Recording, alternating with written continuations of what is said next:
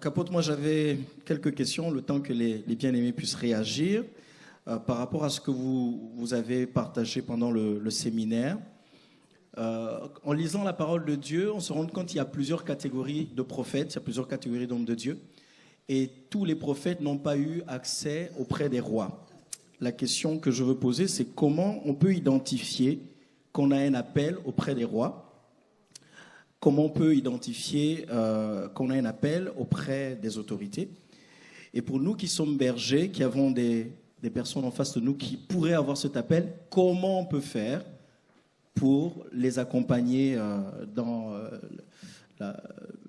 sur ce chemin par rapport à leur appel et leur destinée? Donc voilà les deux premières questions que je voulais vous poser.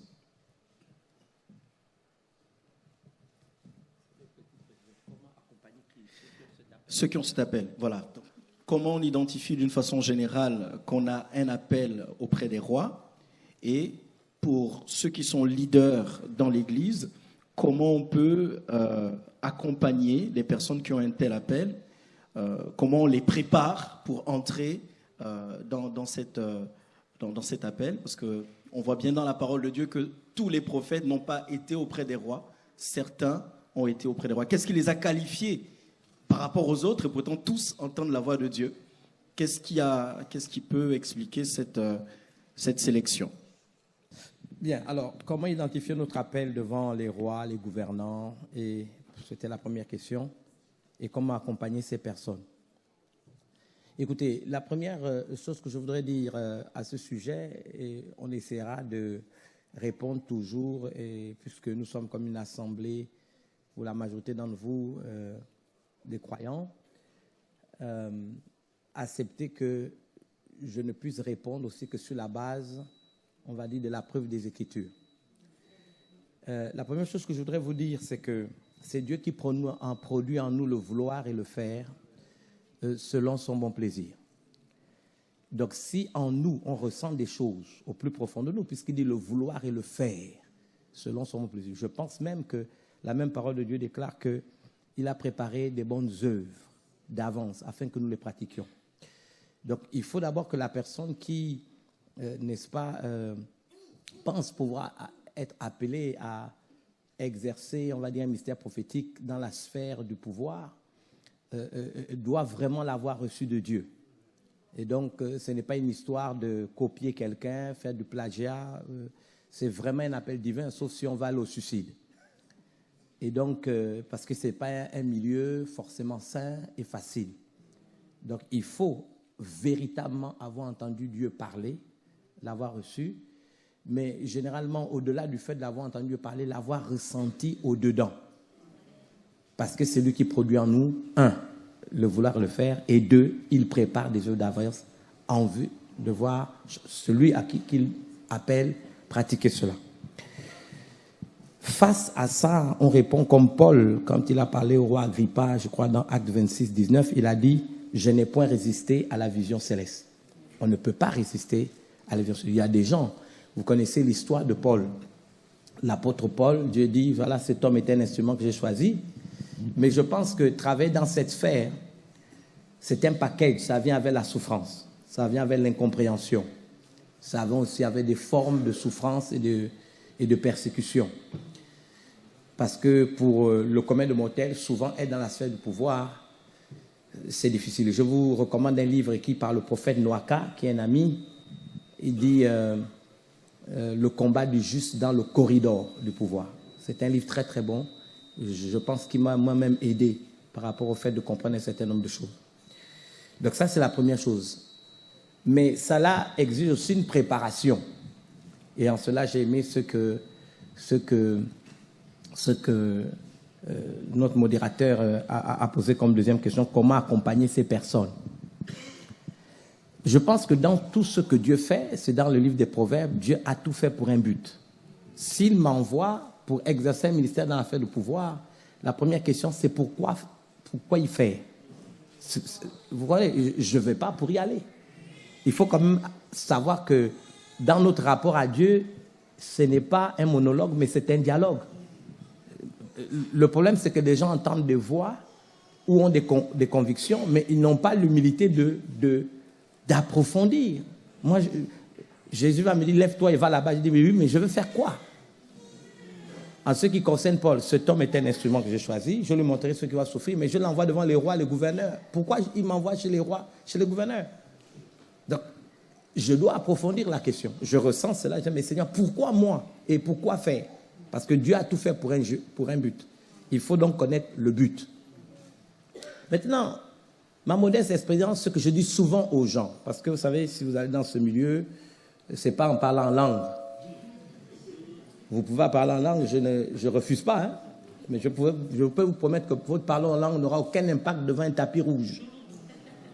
Premièrement, votre parler en langue aussi n'aura aucun impact devant cette sphère où il y a beaucoup de requins, beaucoup de méchants. Vous allez là-bas, qu'est-ce qu'il veut, qu'est-ce qu'il cherche? Est-ce que c'est l'argent du chef? Est-ce que c'est ma place? Parce que c'est comme ça que ce monde-là fonctionne.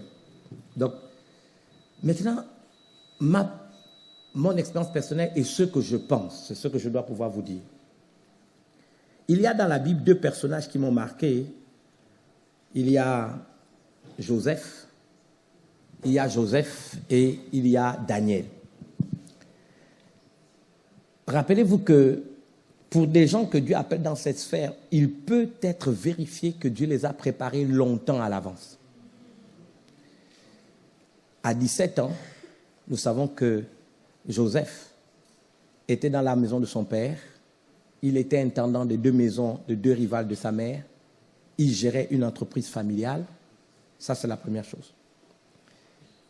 Mais quand Dieu appelle, il équipe, donc il peut vous faire passer par des chemins qui vous préparent aux confrontations futures.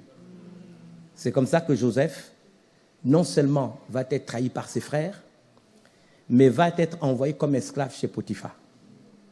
Et là, il apprend, au-delà de ce statut d'esclave, à rester dans le statut qui était le sien. Je disais tantôt que je vous défie de regarder dans le texte. Un esclave en Égypte n'habitait pas dans la maison de son maître. Et là, il se comporte comme un prince, vous savez, au point même que la femme de Potiphar a voulu le séduire. Il va être injustement envoyé en prison, et même en prison encore, le don que Dieu a mis dans sa vie se manifeste, puis c'est lui qui va ensuite administrer la prison. Il a donc ce volet, on va dire, spirituel, puisqu'il peut interpréter les songes, vous le savez très bien. Et de l'autre côté, il peut administrer aussi la prison. Il est oublié pendant 2 ans, et après cet oubli, Pharaon fait un rêve et son heure est arrivée. Mais si vous étudiez bien l'histoire de Joseph, vous allez remarquer que tout le processus par lequel il est passé devait l'amener à ce niveau. Mais qu'est-ce qui est le plus important quand il explique à Pharaon son rêve? C'est qu'il a fini d'expliquer le rêve à Pharaon et il dit, écoute, maintenant, c'est-à-dire voilà quelqu'un qui a une dimension prophétique, mais qui a aussi une expertise. Parce que la révélation qu'il donne, c'est qu'on aura des années d'abondance, de prospérité, on va connaître une année de crise, et l'année de crise va nous faire oublier, si on ne fait pas attention, les années d'abondance. Il dit, maintenant, que Pharaon choisisse. Et là, qu'est-ce qu'il fait? Il donne une expertise. Donc, Dieu ne peut pas envoyer quelqu'un sans expertise. Qu'est-ce que tu vas faire là-bas?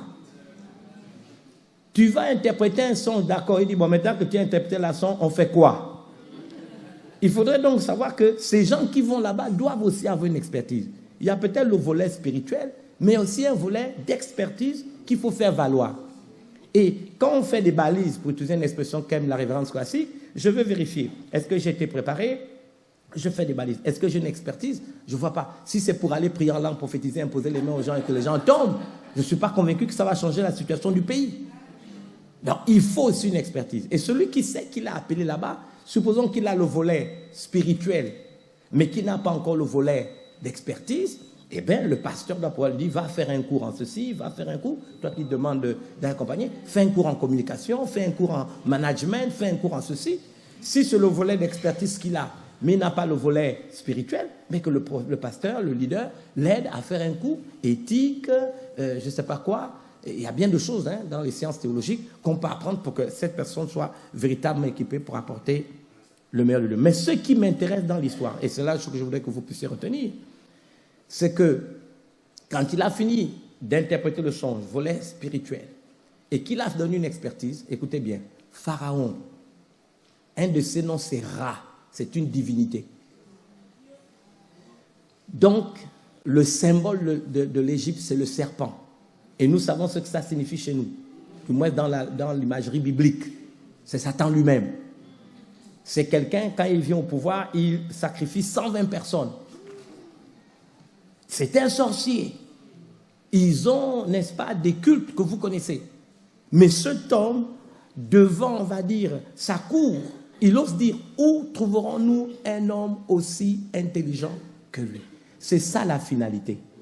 Montrer qu'au-delà de l'argent, au-delà du pouvoir, au-delà de tout ce que ces gens-là ont dans cette sphère, nous avons une science. Nous avons un éclairage que seul Dieu peut inspirer.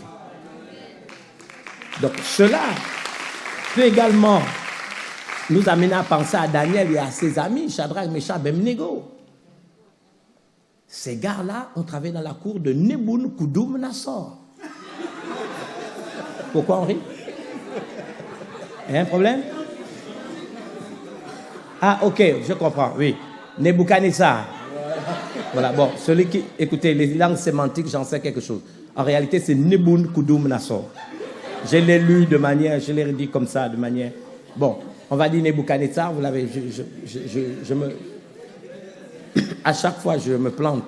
On va le lire comme dans le second. Bien.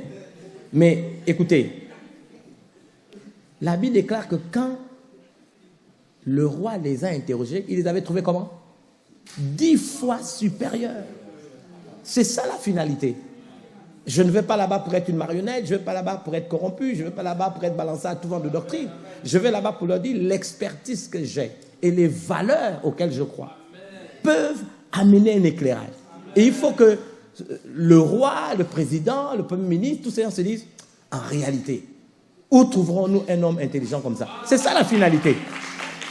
Donc, c'est toutes ces choses, n'est-ce pas, auxquelles il faut faire référence. Vous avez des textes bibliques pour réfléchir. Maintenant, ce n'est pas un travail facile. Je dis à tous ceux qui aspirent à ça, que ça vient aussi avec la souffrance, avec l'incompréhension, avec le danger. Et ça, il faut l'assumer à partir du moment où vous pensez que c'est là que Dieu vous appelle.